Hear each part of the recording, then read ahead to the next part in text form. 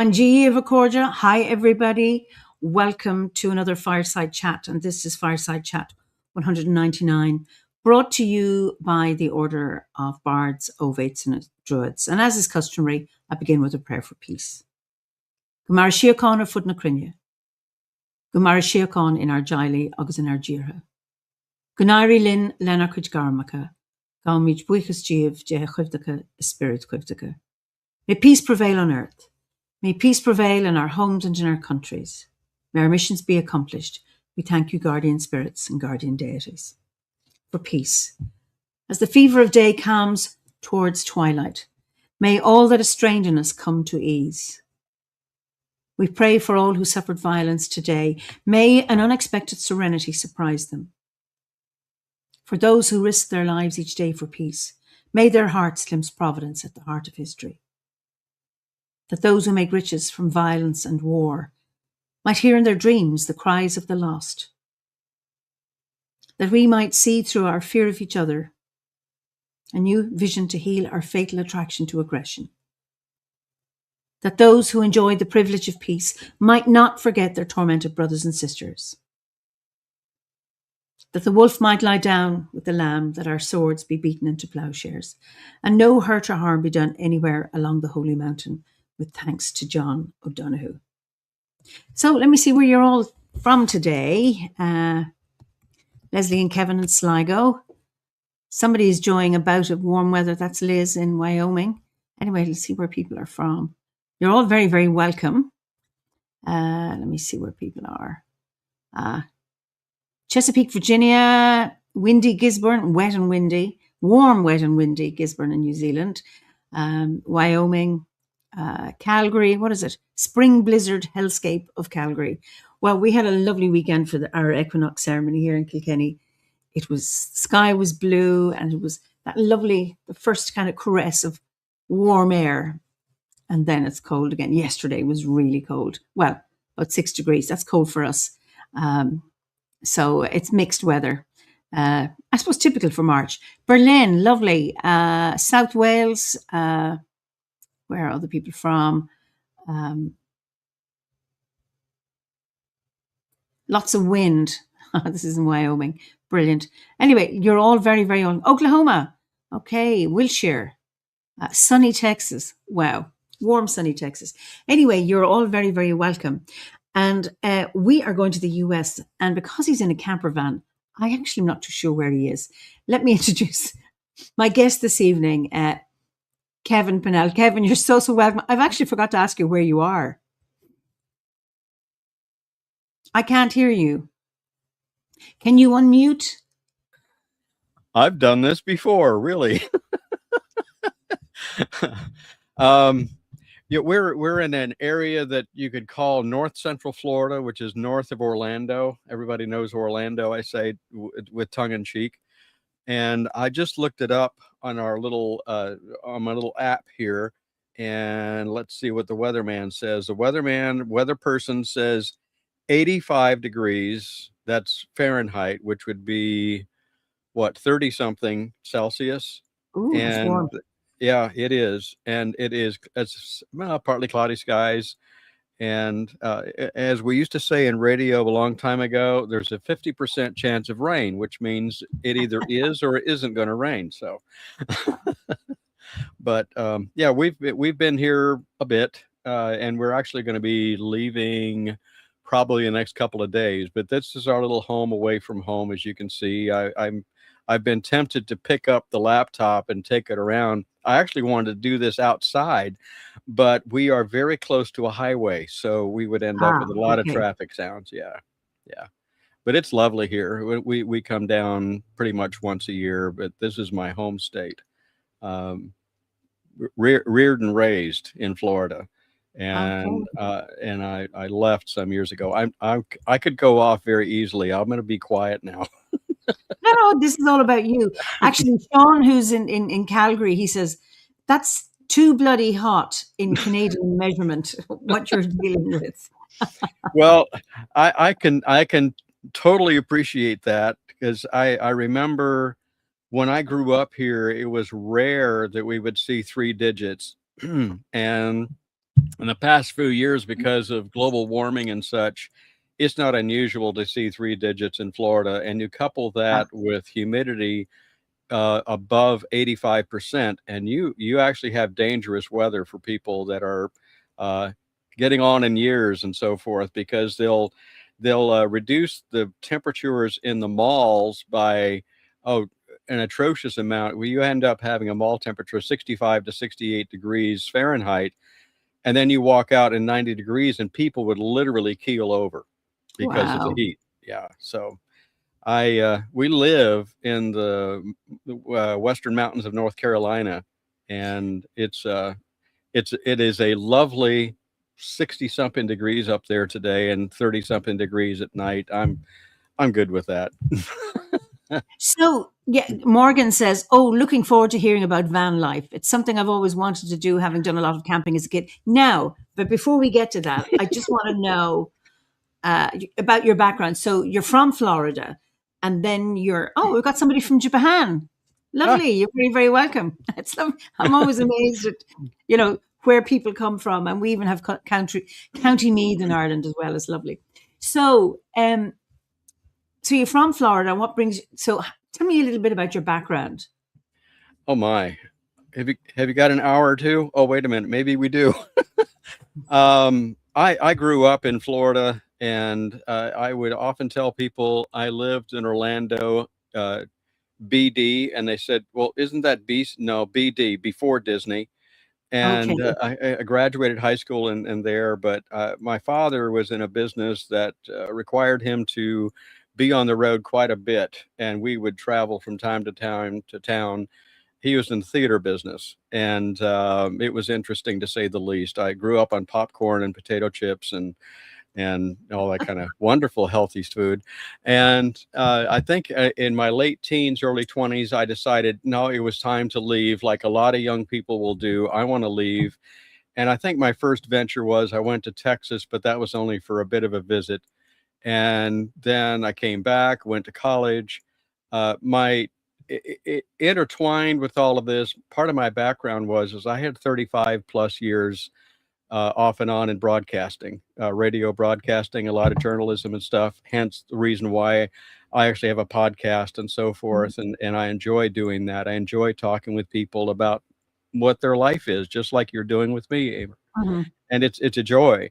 But anyway, so I ended up going to Bible college, and I got my degree in theology. And people will look at Okay. me and they'll say, wait a minute, you're a druid and you have a degree in theology. How does that work? And I said, well, we all have many paths up the mountain. We've heard that. It's almost like a cliche. And my pathway just simply took a little bit of a turn, and I did that for like 10 years, and gave me a real good experience in life. I have no regrets. I would tell you that right off. My life has been varied, but I have no regrets over anything that I've done. And it's a wonderful experience when I look at that life is a school. But I left that, like I said, after 10 years. Mm-hmm. And Emer, I will say this, when we kind of dovetail that into some of the life as being druid, uh, after I joined with Obod, I would say that I looked back and I realized that I've always been a druid at some level. I just never put the title on it because I've always loved the outdoors. I've always had a real tight affinity to trees. And go figure this, particularly oaks. And I grew up around live oaks and what we call turkey Okay. oaks. And it was nothing for me to go up and hug a tree when I was a teenager. And tree huggers, when you're back in the 60s, people would look at you saying he needs to be taken to a hospital, mental type. But anyway, so I'm moving along through life like that, and I'm really enjoying stuff. But I've always had that affinity to the natural world, and I've always talked about, even when I was in church, people would say, "Well, we're here in a church. What do you talk about your church is outdoors?" I said, "Well, that's the truth of it." Because that's where I'm the most comfortable. But yeah, so I moved up to Western New York. I pastored a church up there, came back to Florida, and it just goes back and forth quite a bit. But then another another change took place probably in my mid to late 40s. And um, I think during the time that I was doing the ministry work, and even before that, I was really drawn to the idea of doing counseling and working with people, helping them get over difficult times Mhm. and so forth. And some folks felt that I should have moved on toward doing a degree in psychology. And that, I suppose, if I wanted to say a regret, that might be one, that I never Okay. pursued that completely. And so I moved along through there. And then in my 40s, as you might be able to identify with, as well as anyone else that's in counseling or psychiatry or psychology or even human nature, anywhere between 35 and 50, a big shift takes place, typical. Indeed. Yeah. And it's like we talk about being, it's the empty nest, or it's the loss of a loved one, or you name it, something happens. And with me, it was in my late 40s that I found what I would call my true passion. And that is also, I've been able to trace far back into my teenage years, that of being what I like to call a healing facilitator. And that kind of drew me into a lot of different possibilities. I Mm. started looking, even before the Bible college days, I looked at stuff like, I was actually looking at paganism, I was looking at Wicca. I looked at a lot of different things and never really settled on anything in Mhm. particular. But it was a fascinating journey. And then, like I said, in the 40s, I found that I really liked helping people. And my beginning journey, believe it or not, was energy work. Uh, Okay. I went into Reiki, and I've been teaching Reiki for over 25 years. I'm a licensed massage therapist now. I would typically joke around with people. I said, even on my website at one time, and I said, no, it's a negative, I'll pull it off. But I said something to the effect, if you're looking for a nice fluff and buff massage, don't come to me, because I'm the clinical person. I like to stretch Yeah. people, and I like to turn people into pretzels, because I found that stretching really does help to release stuff.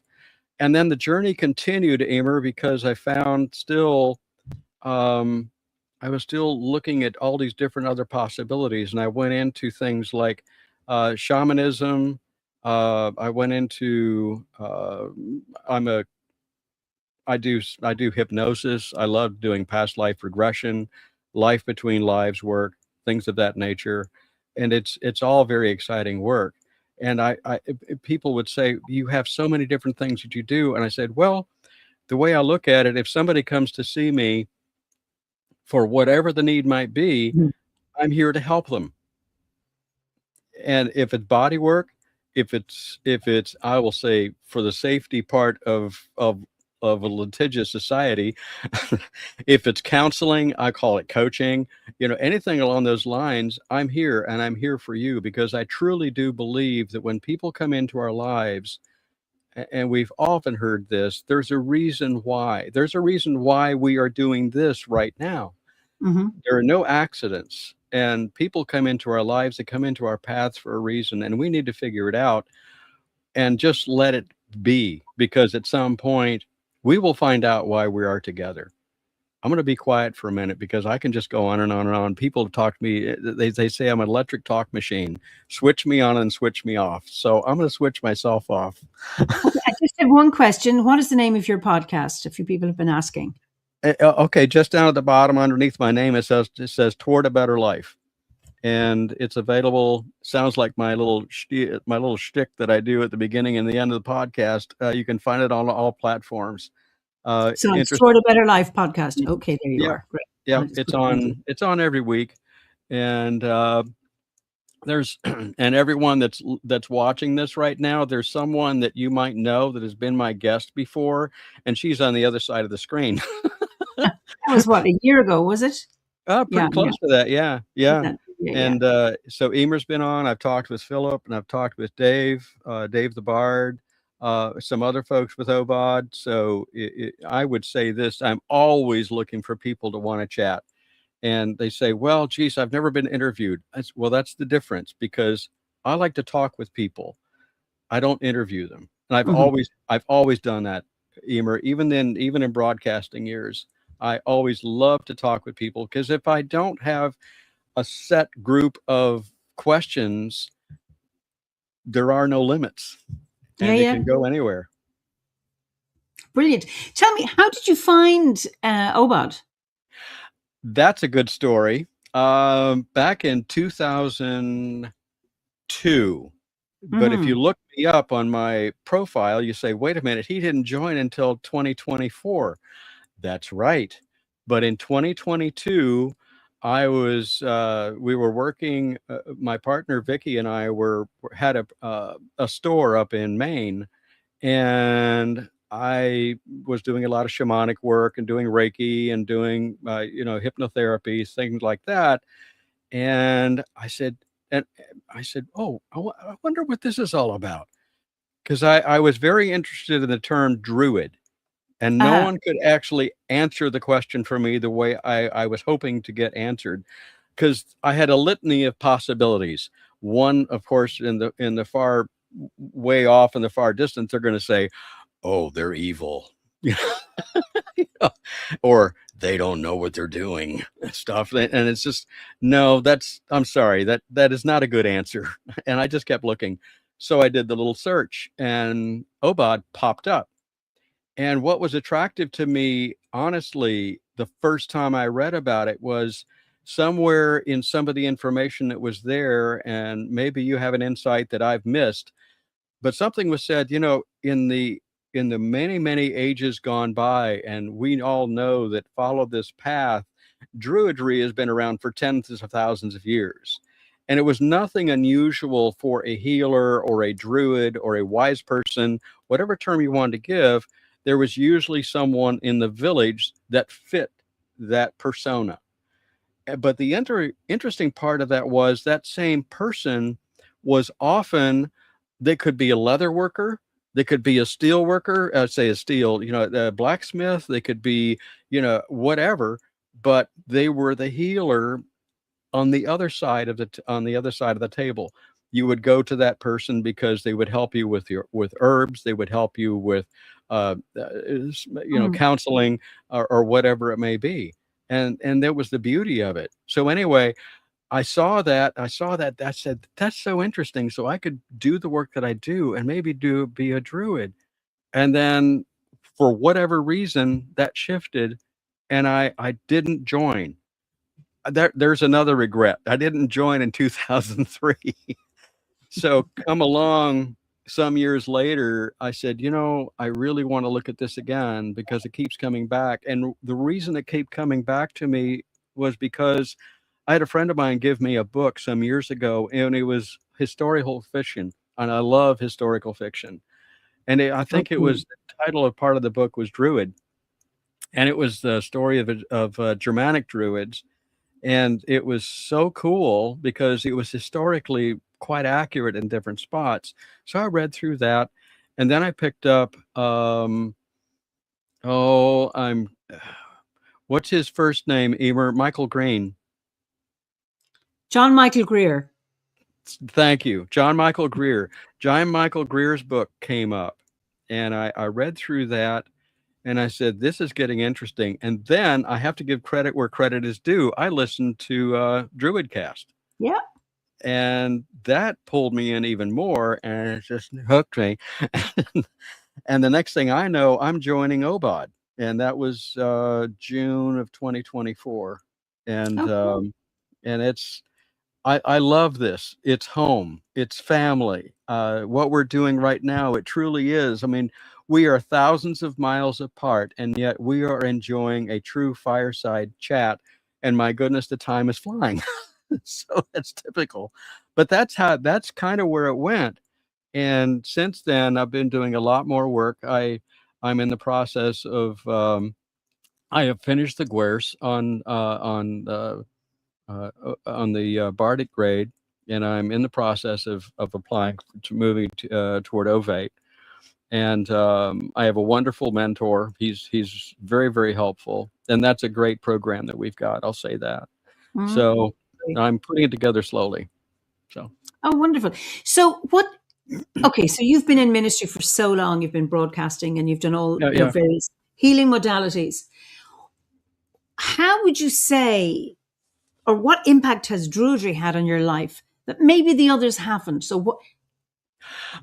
Great. Maybe I don't know if that's a fair question, but I feel it's almost the same thing, Eimear, as I was looking at is in the process of applying for the ovate grade.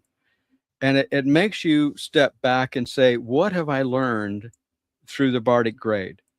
And I love the fact that we look at that as bards, ovates, and druids, that there's no hierarchy, but you have to start someplace. And I've always been a proponent of create a good foundation. And that's what's happened is I found that foundation. And like I said at the beginning of this conversation, I've always had an affinity to trees. I've always had an affinity for wildlife. I've always had an affinity for the natural world, not just an affinity, but a real connection. And if it's possible for that connection to go deeper in the past nearly 2 years, it has. It's gone even more so, deeper yet. They were asking, my mentor was talking about, and even as you get toward the end of your Bardic studies, you need to do a review and find out what has this done for you. And I started looking at some of that. I said, it's not just a matter. What part of my path included following the Native American ways for almost 10 years. I okay. wrote a book some years ago about a dear friend of mine who's since died, but he's gone to the next level. But it's called Two Feather Spiritual Seed Planter, and he was a Penobscot, which is a northeastern woodland group. There was like 5 tribes up there, and among that group, and around that same time, I really got an interesting connection where I would say with the spiritual world. I have seen one of my guides. I have seen them. I'm going to say up close and personal. And that was around the same time. And I felt a very deep connection, of course, to that one.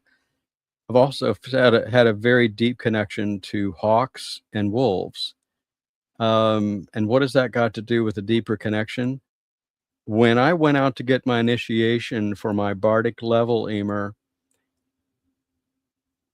I went into the grove that I created beside our home in North Carolina.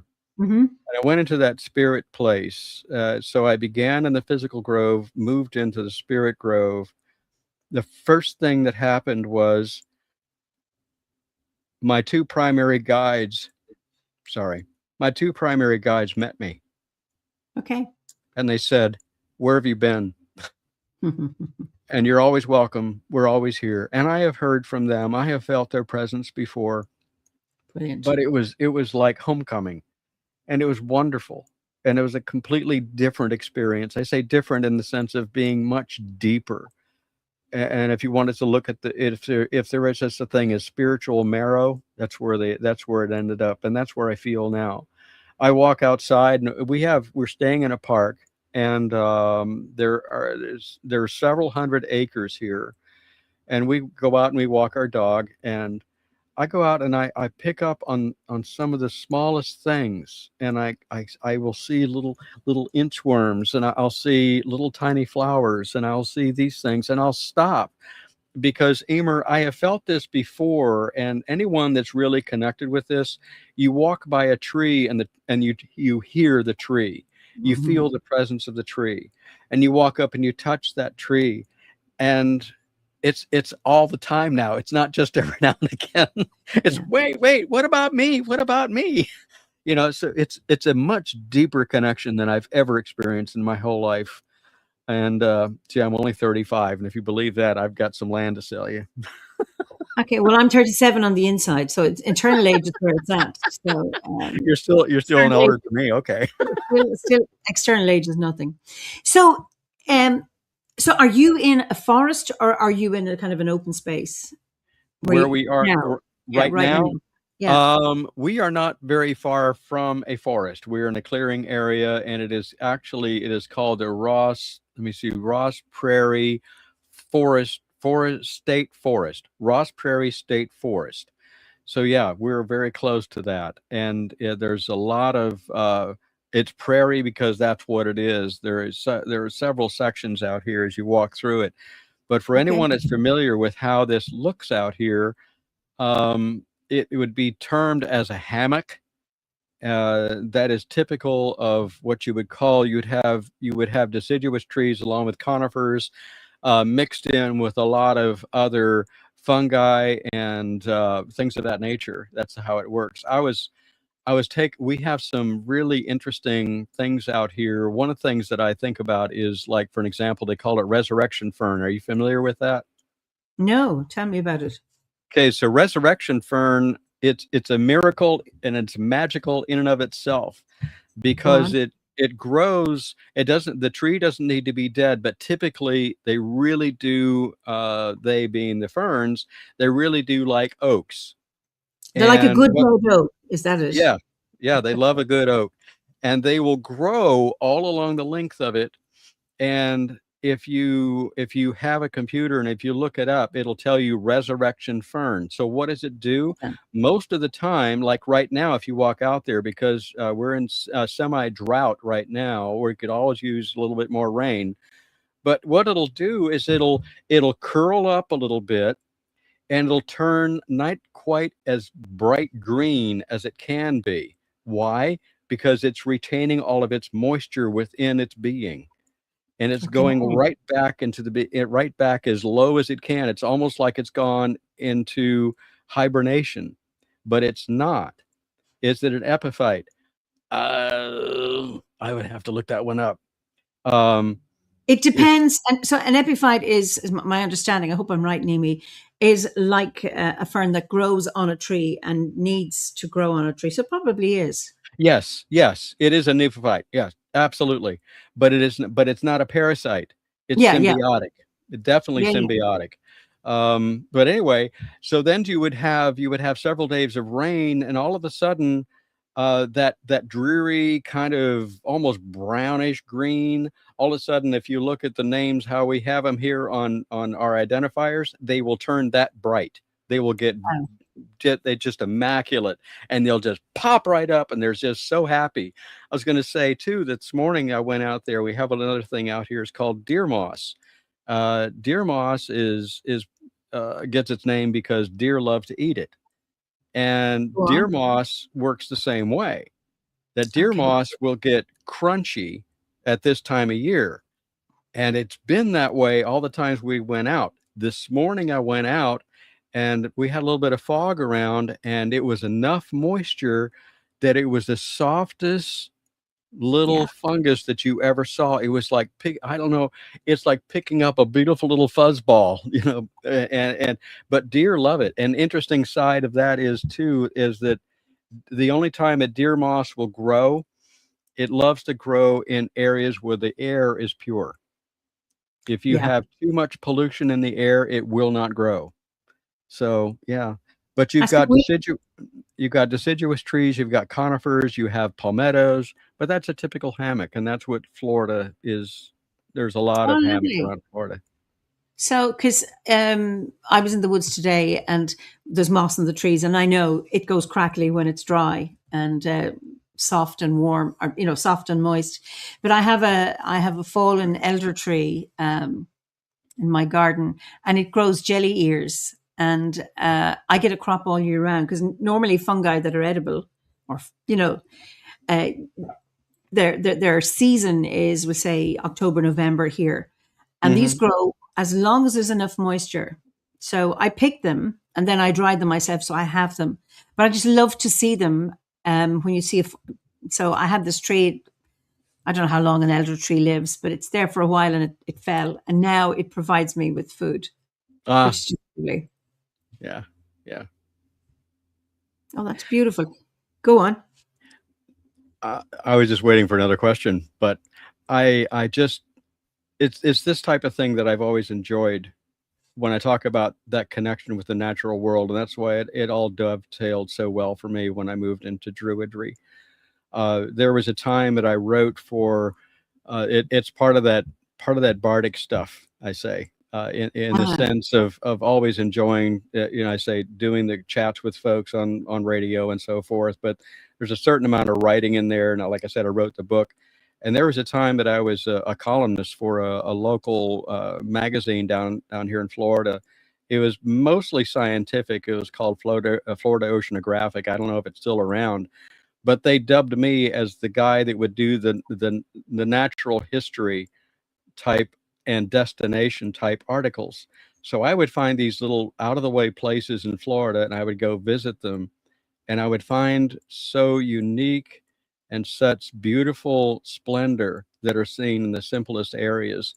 We are not too far. We're like 25 miles, which is 30 something kilometers from the West Coast, and we're actually going to go there tomorrow and I'm going to be looking at some Indian mounds that are over there. There are Okay, 6 lovely. mounds, and I'm going to guess they are probably, I could be mistaken. You have the Tequestas and you have the Timucuan natives, and they have not been in Florida for over 300 years. There were like 5 tribes, but they have the burial mounds that are over there, and there's like six different mounds that are over there, and they've done Wow. some archaeological digs over there. But we're going to go check that out tomorrow. But I would check places like that out, then I'd write about them, Oh, and lovely. it's amazing what's out here. I'm not quite as well versed, I think, in the North as I was in the South, but there's so much edible stuff out there, and we have been involved before, like use the terminology primitive skills, and we start fire with sticks, and we build Yeah, yeah. debris huts, and we forage, and we do. One of the things I left out of my little curriculum vitae was did a 4-year study in clinical herbalism, Oh, very good. and so I was fascinated the other day, and we had mentioned it. We had talked about this a couple days ago, Eimear, that I did my ritual for spring here at the campground, and we look in our books, and we say, "How am I going to do a ritual out in the middle of nowhere in a camper?" Well, you can do it because you can find what you need Hmm. when the universe presents it to you. So I went out and I found myself an area, and I decided I'm going to do this, and I found a new herb. And don't put me on the spot. I have to try and look it up on my phone. But the really cool thing is if you've ever heard of something that is it looks very similar to German chamomile, but it's called pineapple weed. And Yeah, we have it growing here. okay, so It grows here, yeah. pineapple weed here, you have to be very careful with it because it typically grows very close to roadways. And if I'm foraging, I tell people you want to try to stay at least 75 yards away from any given roadway or walkway for obvious reasons of possible pollutants. Well, Yeah, yeah. this one was borderline. And I said, "Look, it's pineapple weed." It wasn't pineapple weed. It's something completely different. And according to what I looked at, because it has almost the same flowers, um, it's loaded with antibiotics, and it's Wow. growing like crazy out here. And I said, Beautiful. for the idea of the seeds and so forth, I want to honor the land. So I put together some I had found some acorns. I said that's close enough. So I created a little pot, and I created a little thing, and I did that on the east, and it was great. So you Beautiful. can do it. All I did is we always have some type of smudge with us, and this time it was just white sage, and I gathered together the white sage, and I had an abalone shell, and I took that, and that was my centerpiece. I lit the sage and began the process, and I called in the 4 quarters, and had a wonderful little ceremony. And during that ceremony is when that little flower presented itself, and I said, I have to honor that flower. So I found Beautiful. something new. Yeah, yeah. That is absolutely wonderful. Nimi says, I heard hearing about ancient mounds on Florida coast that appear to continue below current sea level. Do you know anything about that? They, keeping in mind that Florida has gone, I'm going to say it's almost like a wave, because there are times where it is dry and there's times when it's not. Right now, it is not. It is drier. And so, yes, there can be mounds that are out there like that, because at one time it wasn't underwater. It was above the land. So yeah, yeah, they are there. You can find some. I've also been a scuba diver. Figure that Okay. out because I was in Florida.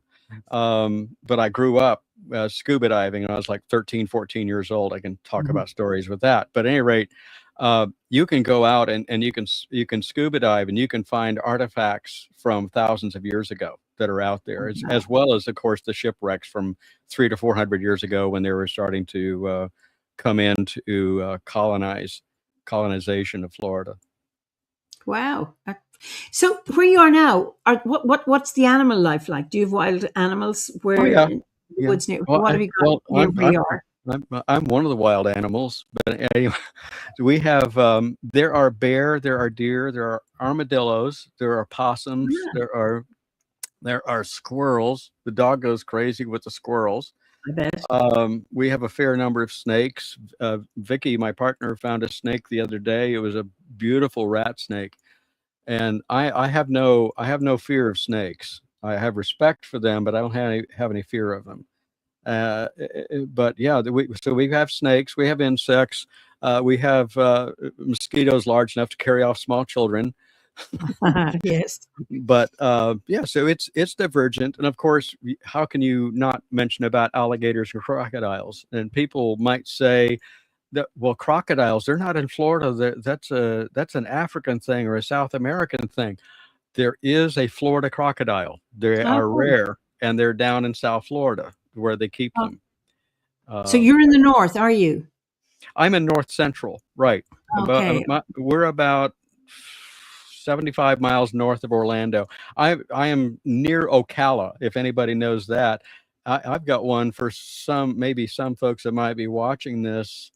If you go way, way back to the galaxy far, far away, there was a guy who played Tarzan. His name was Johnny Weissmuller. I remember. Okay. That was filmed at Silver Springs, and I'm about 20 Oh, miles from Silver Springs. oh, And wait. a piece of humor is, you remember all the different scenes, and of course they have all of the little chimpanzees and they have all the Yeah. monkeys and everything. Well, they were able to contain them during the production of that back in the 30s, but somebody made a mistake and they literally let the cage open by mistake. And now there are hundreds of monkeys living along the Ocklawaha River, which runs into Silver Springs. So they have to be Wow. very careful. Hmm. All because from the 30s when they were making that film that they let Yep. not the cat out of the bag, but the monkey out of the cage. Yeah. So Whoops. we have a Florida. I don't know. Are people from Florida Floridians? We have Mary Lowe. She's in Florida, and she says the monkeys are still here, still there. Where is she? I don't know. Mary, put it in. Where are you? Wow, that's North Florida. Oh, that's Oh, somebody else's North Florida. That's Scout AK. So there's a few people from Florida here okay. tonight. Yeah. Okay, Yeah. brilliant, brilliant. Yeah. Wow. But it's quite an adventure, and people ask me. They say, "Why did you leave Florida?" And this is when I moved up to Maine back in 1998. That was the last time that I actually lived here. And I told him, I said, and back then I said, I could give you 13 million reasons why, all of which have 2 feet. And you wait for you wait for the cloud to disappear over their head to figure it out. But there's way too many people here. And if Ah, I were ever to move back to Florida, I would probably go from pretty much where we are north. Um, okay. just because. So So yeah. Roger is Southwest Ocala, and Mary Okay. Lowe is Brooksville, and somebody else is Panama City, and Okay. then by Croom State Forest. That's where she is. Okay. So Southwest Ocala, why don't you just come over and join us for dinner? Because I'm not very far from you. That's Roger. That's Rogers Yeah. in Southwest Ocala. Oh my God. So Yeah. anyway, it's and Cara Cara Sue says, I'd be nervous about going to Florida due to the extreme transphobia and ableism. Hmm. How is it where you are? I'm trying to define that for me. I'm sorry. I think it's now seen Florida very conservative, anti-trans, of Oh, course. trans. Okay, sorry. Yeah, yes, I get that. And unfortunately, you're going to find that a lot in some of the areas that are south, and that's unfortunate. But um, there are some areas that it's fairly safe that you could go, and I would just be mindful of that. Hmm. Um, I would, matter of fact, I would say that most of your metropolitan areas here are less likely to be adverse to trans. They're going to be more open to trans, as well as, like, I'm going to say, like Jacksonville, Miami. But then you have the other stuff that goes with that. But there are some communities in in the northern parts of the state that are more open. They're easier to get along with. I say easier to get along with. They're more accepting of Uh-huh. yeah, Wow. And of course, I mean, the stereotype now is that people retire to Florida. yeah. So, um, so is it like I mean, you said there's too many people there. Is it like is the let's say the age ratio, is it biased in favor of elderly people? Do you have um I would say it's leaning still that way. A lot more older folks than younger why is folks. that? What was the draw for elderly people to retire there? Well, it's for one thing, it's warmer here than it is in the Midwest in the wintertime. Ah, When okay, okay. when I brought Vicky down here, and Vicky was a ninth generation, not was, she still is, but Vicky's a ninth generation Mainer, and Okay, she had never been further south than Virginia Beach. So okay, she had no idea about how warm it can be in February. And so I okay. brought her down in February, and we've been coming down ever since. You've gone very soft. Yeah. Troy has a question. Have you ever hiked the Appalachian Trail? Doesn't it start in North Florida and it goes to Maine? It starts in Georgia and it goes to Maine. It starts very close to Stone Mountain. Have I Okay. hiked the whole trail? No, I have not. Have I hiked portions of it? Yes, I have. And it's a wonderful experience. If you have not done it, just to kind of plug the podcast that's on right now, I've got a person that is on this current episode. She's actually from Australia, but she talks a lot about hiking and that sort of thing. And I would tell you the same thing. If you have never done anything like that, do your research ahead of time. Make sure you do all your preparations, because something that can hopefully be a wonderful experience can turn around like that. And you need to know what to do.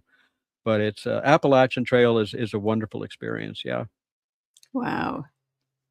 I would say that one of the other parts that you were talking about, what's different for me, if I can switch really quick, Sure. for Yep. Druidry, is when I talk about the deeper connections I've had, is in doing hypnotherapy and doing guided meditations and things of that nature, like we do even on Tea with a Druid and so forth. Um, the spiritual connection has shifted there as well. Um, I had somebody on a podcast not too long ago, and they were hypnotherapists, and they had talked about how they're doing hypnotherapy via Zoom, and I went, how effective is that? And he said they did some research and they found that people actually do a better job as the recipient of hypnotherapy via Zoom than they do in person.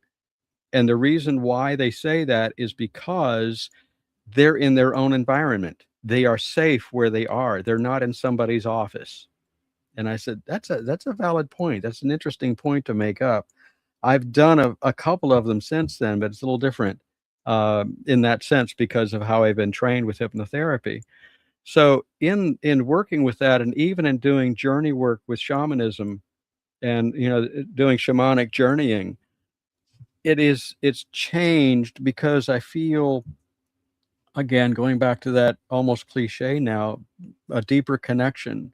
Hmm. And also I feel safer, if that's possible. We still need to have respect for stuff that's out there in the other world. But I still like to do the sacred protection around me when I'm doing work like this.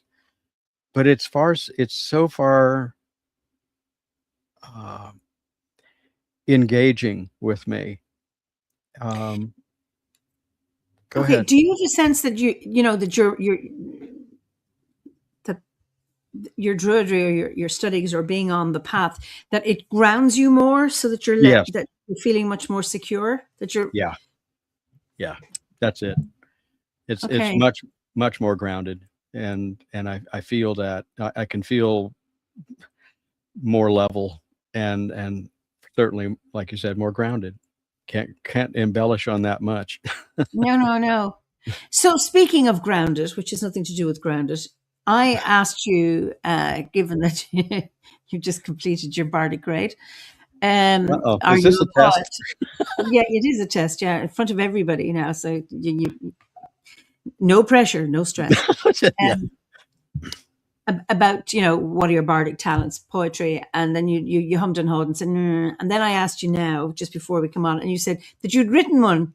So you've written one to order. So viewers, this is one that I accidentally commissioned, and he wrote one because we were talking yesterday, was it? Yeah, just doing a Yeah. check for this. So in 24 hours, less than 24 hours, Kevin has composed something. So like to hear it. Okay. I just called it a triad for spring. So Imbog Okay. hints the beginnings of spring, snowdrops flowering, early morning bird song. Alban Elair conveys spring's balance, hints of renewed light, hope of coming warmth, equal day and equal night. Beltane, high spring proclaimed, throngs of radiant beauty and life, captivating 5, perhaps 6 senses. That's Beautiful. it. Will you say that again now? Just Yes. please. Okay. A triad for spring. Imbolc hints the beginnings of spring, snowdrops flowering, early morning bird song. Alban Elair conveys spring's balance, hints of renewed light, hope of coming warmth, equal day and equal night. Beltane, high spring proclaimed, throngs of radiant beauty and life, captivating 5, perhaps 6 senses. Oh, lovely. There's beautiful triads. Nice comments. Thank you. Sounds like you need to go into the Pine Barrens up in Jersey. Someone says. I'm not too sure why. Oh, Anuvan is close there, and then Adrian says Adrian Pickett. She's in Australia. oh, She's up Adrian. here. Hi, Adrian. You know Adrian. No, she says She's hi, been on the Kevin. show. Okay. Yeah, yeah. Okay. That's why she's saying hello. And then Morgan says, "Isn't being a broadcaster the very definition of being a bard?" Yes and no. Yes and no. I think a broadcaster maybe is a facilitator. I suppose you can be, yeah, maybe. I mean, it's not exclusive, but yeah. That's kind of where I am, honestly. Because I think some of my bardic, I'd say, energies come through with doing the podcasting more so than broadcasting. Vicky told me, she joked with me one time when we first started going together over 20 years ago. She says, I'll tell you what, if you want to see this relationship continue, you need to stop being in radio. I said, Why did she say that? I'm really interested in that. So because there's an anti-Kevin that comes out. Anti-Kevin in the sense of not AUNTI, but okay, ANTI. But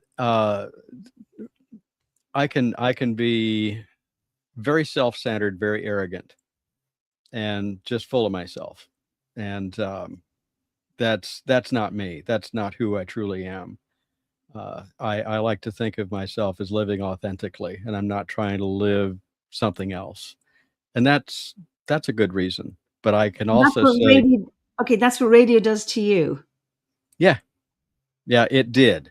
And if I were to go back to it, I'd probably be completely different now because I had been out of radio for a number of years, and I just needed some extra money. And I said, hey, I can do this.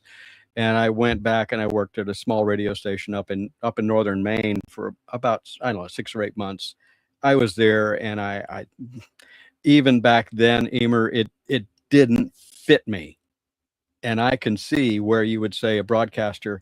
I don't know if Bardic would fit that, and I can see that, because there is a lot of stuff in there that you quote you have to do.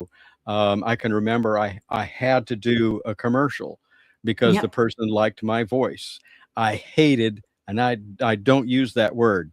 Yeah. I'll even color it a little bit and say I disliked it greatly. The commercial that I had to do, because I just disagreed with the philosophy of it. But in podcasting, I don't have to do that because it's my podcast.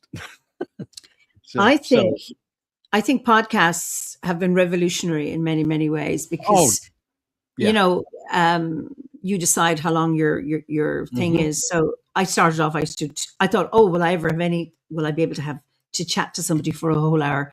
And then there was Mm, a state where they were going over 2 hours. I pulled back. We just do an hour now because I was getting exhausted. But the thing about podcasts is that you don't censor anything. It's like I don't censor what people say. There's no, what do we call this, watershed business. People mhm. are here to be who they are, and it's a conversation where within radio there are lots and lots of constraints, and often they tend to be more superficial. That you can have a better conversation. You Yeah, allow the person to maybe elaborate on something they're discussing rather than looking for sound bites. And that's the freedom of podcasts. And it's not just, I think that's just wonderful. And Liz says, podcast really having a moment now. Even conventional news is trying on the aesthetic, but failing thank because they you. don't really get it. Was that Liz? Was that Liz Liz Hills? Hills. Yeah. Yeah. So Yeah. Liz, I totally agree, and I will tell you this right now. It's one of the things that pulled me out of radio, out of broadcasting, because probably the lion's share of the work that I did in broadcasting was journalism, Okay. and I was dictated to about what I could put on the air and what I couldn't. I won't go into the detail of it, but I was asked by the station where I worked at the time was owned by a former NBC news correspondent, and Okay. I did an unveiling sort of news bit on a particular company locally, and he says, "That was brilliant journalism." I said, "Thank you." He says, "Pull it off the air." I said, "Why?" He says, "Because they're a major sponsor of our station."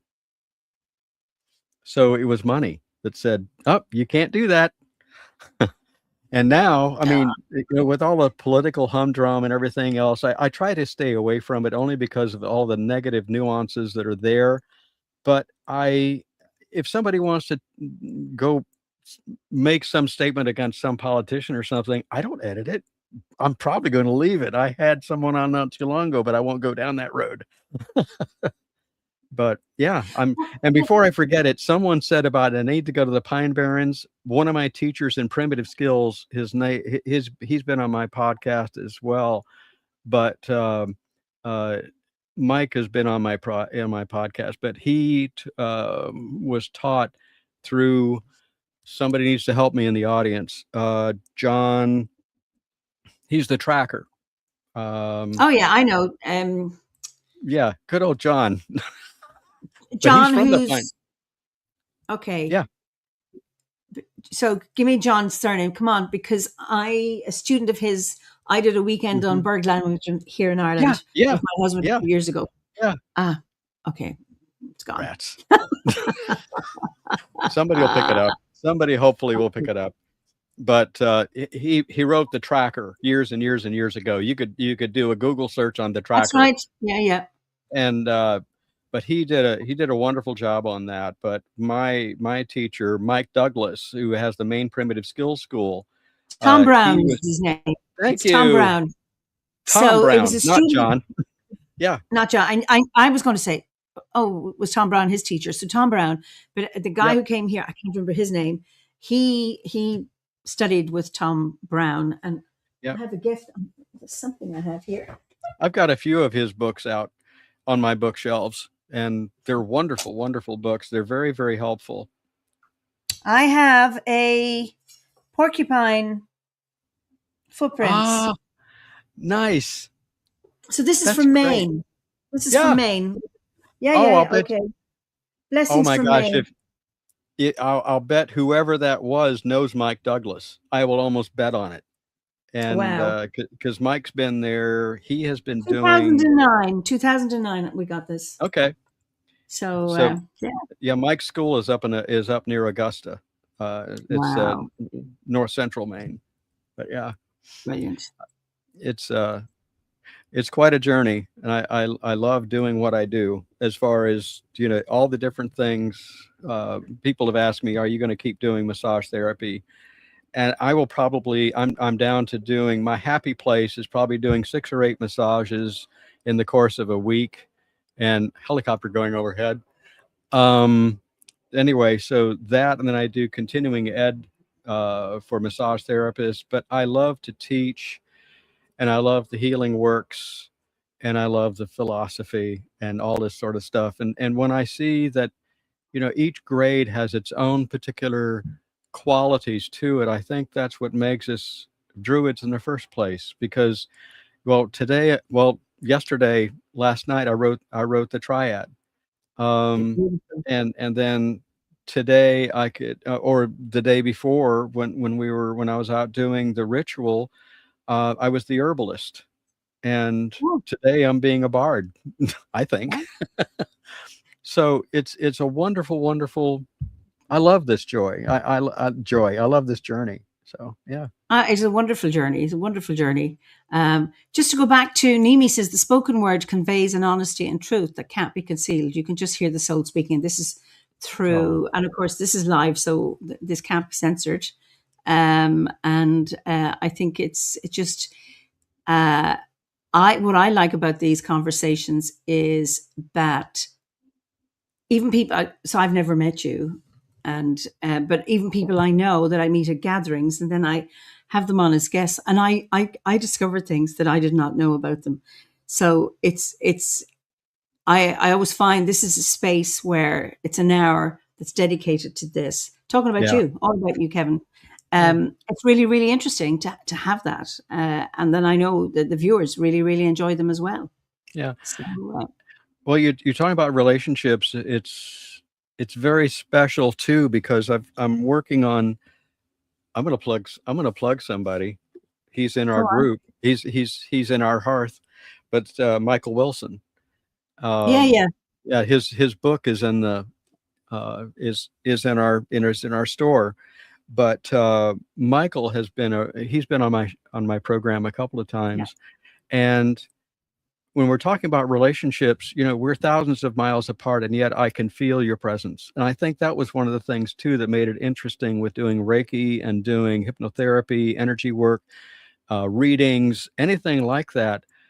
Energy doesn't know bounds like we do, Hmm. and you can go 1,000 miles like that, and you're there. You're just there.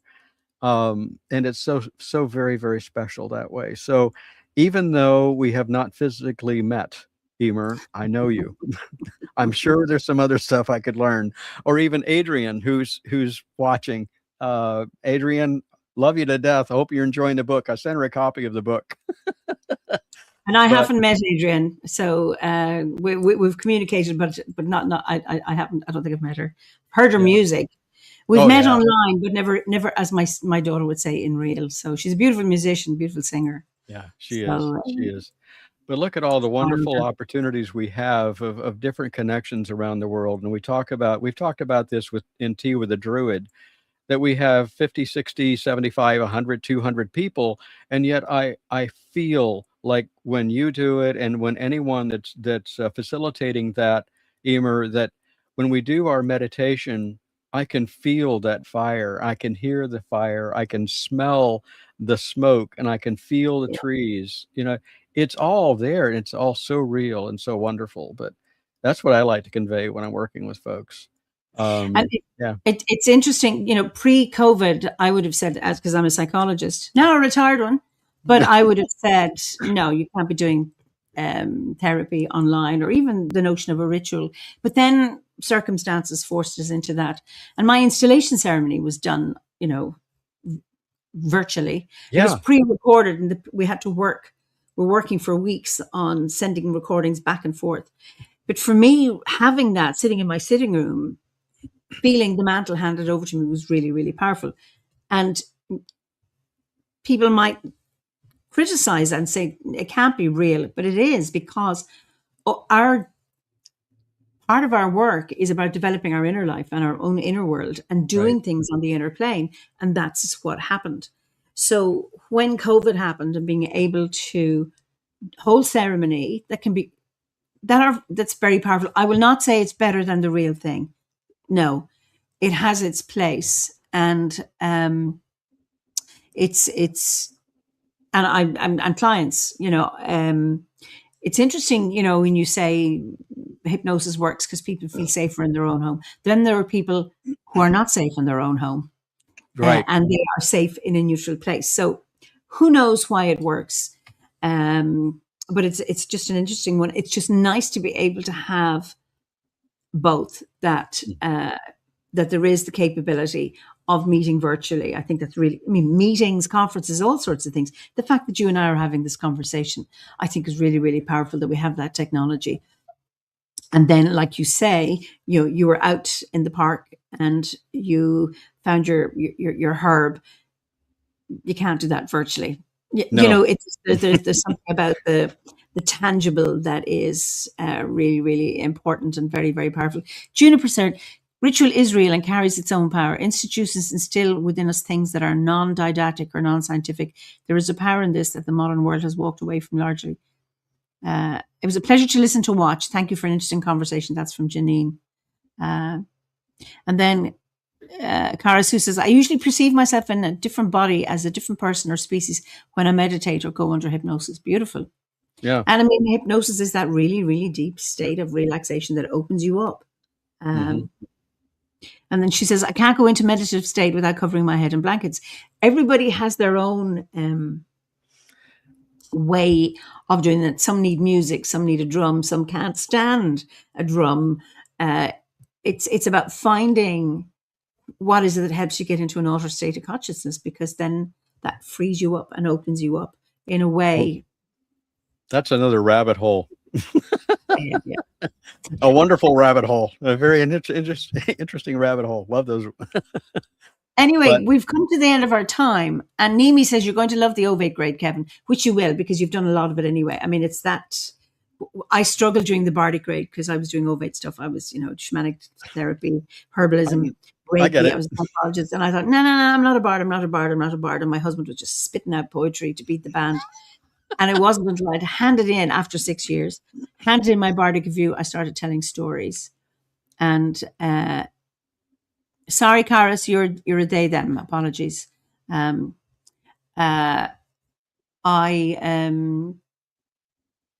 started telling stories, and then I took up the harp in my ovate grade. So it's never it's not linear. It's very much like a triple spiral, in and out, in and out, in and out, and it's just lovely. That's the beauty of it. Can I share my contact stuff? Sure. Oh yes, please. I'm going to type it in. So sure. Yes. So the website is the same as the podcast. I made life somewhat simple, but it's just simply towardabetter.life.com. And betterlife.com. And then if people want to reach out to me, it's just Kevin@towardabetter.life.com is the easiest thing. Kevin at towardabetter.life.com. And of course, the podcast is always Toward a Better Life. Yeah, it comes up every Thursday. Okay. And I like, and for any of you too, and Adrian knows this, but if anyone is musically inclined, there are storytellers. If they are doing prose, if they are doing anything like that, please, please, please, please send it to me, because I love sharing that on my program. I really do, because it's a joy to hear someone else's joy, really. and it's Brilliant. just exciting. So, and I remember the story that you shared, Eimear, when you came on. So yeah, What was that? storytelling I is don't wonderful. remember it. You're gonna put me on the spot now. Oh How wait, much? wait! I can't give you the name, but it was the fellow that um he wanted. Oh gosh, he wanted something. Oh, so he had all the riches. It was a king. He had all the riches possible that were there, but he wanted more. And there was a gentleman that came along and said, Ah, yes, "Eh, Cormac eh, McCart. Thank Okay. you." I knew if I went long enough, you'd get it.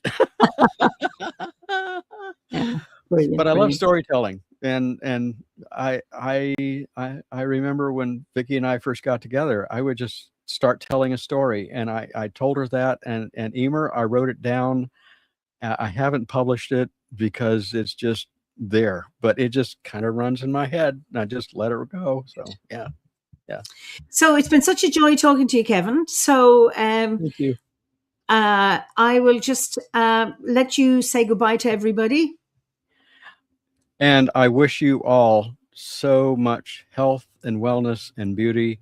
And I would tell you, like I would tell many people before, always listen to your hearts and spirit because they will never let you down. And the soul is the eternal part of us that listens to our spirit. So listen to your hearts and souls. And thank you so much for joining us today. It's such a pleasure. And thank you, Eimear, for having the opportunity. Lovely. So I'll just send you to the green room. Don't go away. We can have a look at the comments. Okay.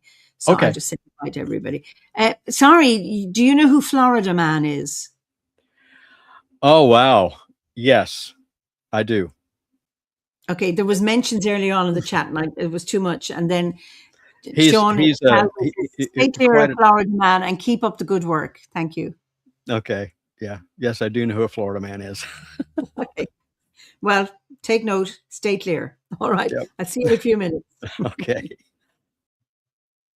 So I hope you enjoyed our conversation this evening, this afternoon, or this morning, wherever you are, or if you're watching a recording of this chat. So again, lovely to have your comments. I couldn't look at them all. Sometimes they come too fast. But I look forward to seeing you next week for another fireside chat. And in the meantime, be well and be safe. And we're still in kind of equinox time. It's only the 26th of March. So I hope you're planting seeds or some kind of spring is coming to you. And in the meantime, be well. So, Iwa, Slán go fóill.